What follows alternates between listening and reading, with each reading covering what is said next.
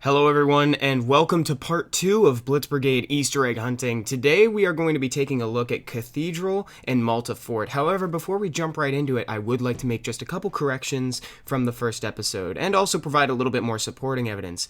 For instance, on Malta Docks, the Malta Ceramic Arts Store, the lamp is still lit, proving that to some degree, the town is still populated sometimes. Also, I found a sign showing that the actual location of the naval port is towards the docks in, well, Malta Docks. Whereas I had previously thought that the naval port was beyond the wall towards the direction of the airport.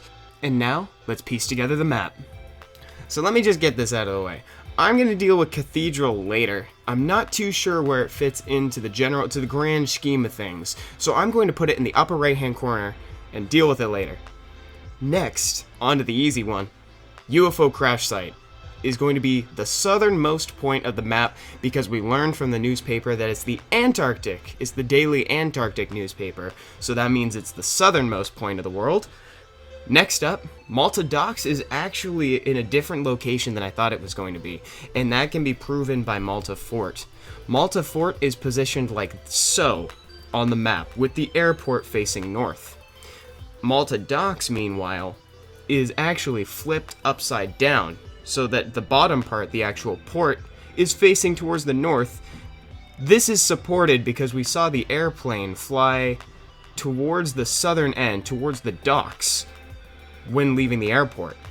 And on Malta Fort, you can see crashed airplanes in that direction on the airport. So that is considered to be the main method of transportation from Malta Docks to Malta Fort. Now let's get into the Easter eggs. First of all, thank you so much to AkeltX, Swag Dragon FTW, and Stefan Mate for tipping me off on this one. There are biographies in Blitz Brigade.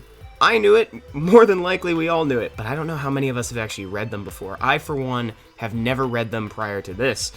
Every single playable character in Blitz Brigade has either gone missing or is considered to be dead. Johnson volunteered to take part in a top-secret experiment. 6 months later, he was pronounced dead, and his body was never recovered. I might be delving a little bit too deep into this, but I believe this has something to do with Ufo Crash Site. Perhaps some alien technology was able to give people longer life, or even eternal life. Hartmann supposedly died in a fire, but some German leaders enlisted the help of an unorthodox doctor to restore his body.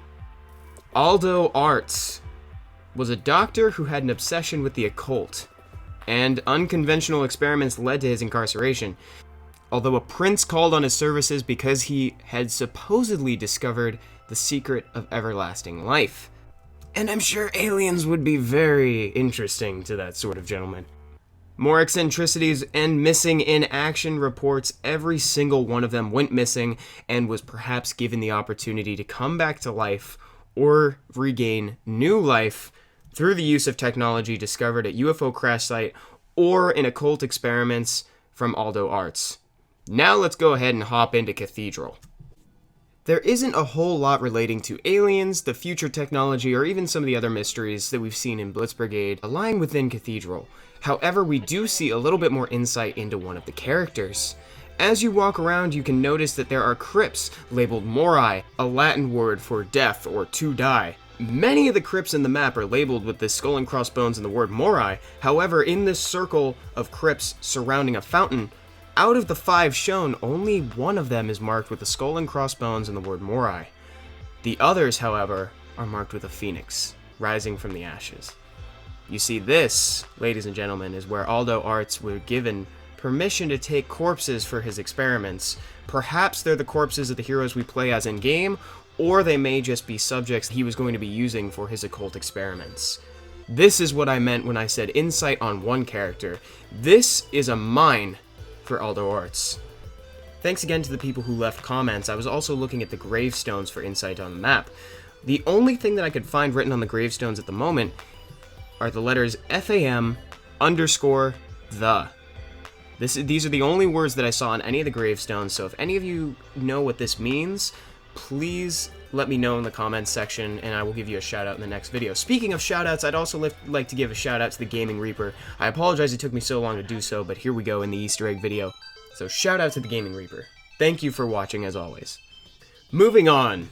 to Malta Fort. I've actually covered most everything that I wanted to cover already, so I'm just going to provide some supporting evidence here.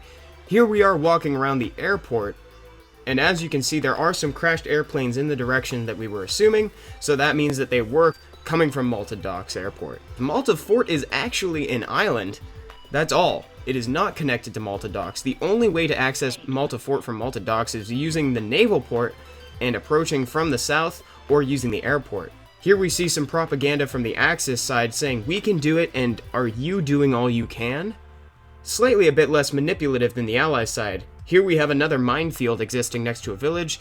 More distressingly, there is a school bus destroyed recently because of the engine is still smoking, as well as some Allies propaganda slapped on the side, so we are led to assume that the Allies were the one to blow up this school bus. But, however, the emergency exits are open, so hopefully everybody got out. Thank you all so much for watching. I'm going to leave you with an aerial shot of Malta Fort, just to show that it is in fact an island. I'm sure many of you already realized that, however, it is important just to get the geography of the world right. Thank you all so much. I'm going to be closing out the series in the next episode and making any corrections that need to be made. Hope you all have a great day, and I will talk to you all later. Bye-bye.